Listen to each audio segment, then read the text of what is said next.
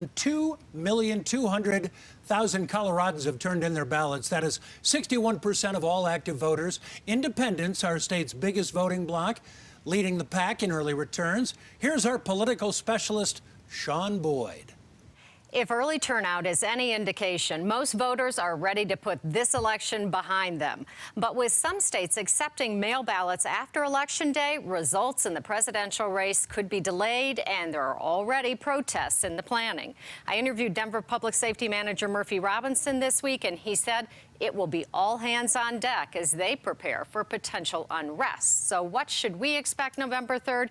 Let's turn to our always thoughtful analysts, Republican Dick Wadhams, Democrat Mike Dino.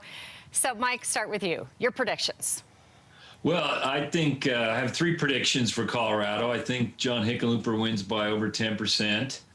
I think Lauren Boebert gets elected in the third CD, and I think Initiative 115 that would prevent abortions after 22 weeks also passes. I'd like to be wrong on those last two, but that's what I think's coming down the line, and I hope it's a peaceful day. But I do think, considering what we've had this year, anything goes, and I think people are going to be wanting to express their anxiousness and what happens with the outcome.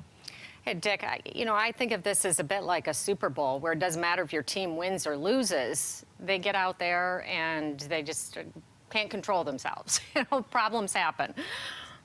Yes. Listen, I applaud the city of Denver for their preparations for election night, because I do think the rioting elements of these alleged protests will take over the night. What I also hope is that Governor Polis does not stay in his basement in Boulder election night, and he actually takes precautions to protect the state capitol. That was disgraceful last summer, and well, I applaud Mayor Hancock. I mean, he's taking this seriously, obviously. Let's see if Jared Polis does. In terms of the election, Sean, I agree. I think Boebert's going to win. I think Trump and Corey have really tough roads ahead of them in this election. I think the tax cut will pass. I think the vote on fees will pass.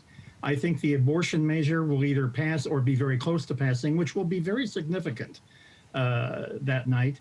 And finally, I think referendum B is going to pass. I think that the campaign has been a good one to tell people what the consequences are of the Gallagher Amendment. So I predict B will pass as well. It's interesting the way you guys predict these ballot measures. It's really looks like Colorado is still a purple state when it comes to those ballot measures. Remember what we saw in 2018. Democrats ran the table on elected offices, but all their pet projects to kill the oil and gas industry, to raise taxes for various things, all went down in flames. And I think we could see the same thing next week. Yeah, and we've seen trends in the suburbs where people vote for Democrats, but also are a little more conservative with their pocketbook and on pocketbook issues. So that's why I think we see some of these issues pass that are more fiscally constrained. I talked about the early voting, and certainly the intensity of this election is evident in that. Among those that are turning out in droves, young voters, almost 3 times as many voters 18 to 29 have voted early this year as compared to 2016. So, Dick, what do you make of that?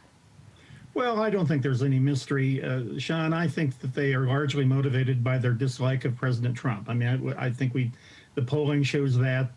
I don't think there's any mystery to it. This is the thing, though, is that after they get that out of their system in this election, they're going to have to live with the consequences of that decision. Higher taxes, a Green New Deal that will drive up energy prices and kill jobs in Colorado, Medicare for All, a public option that will essentially destroy private health insurance over the long run.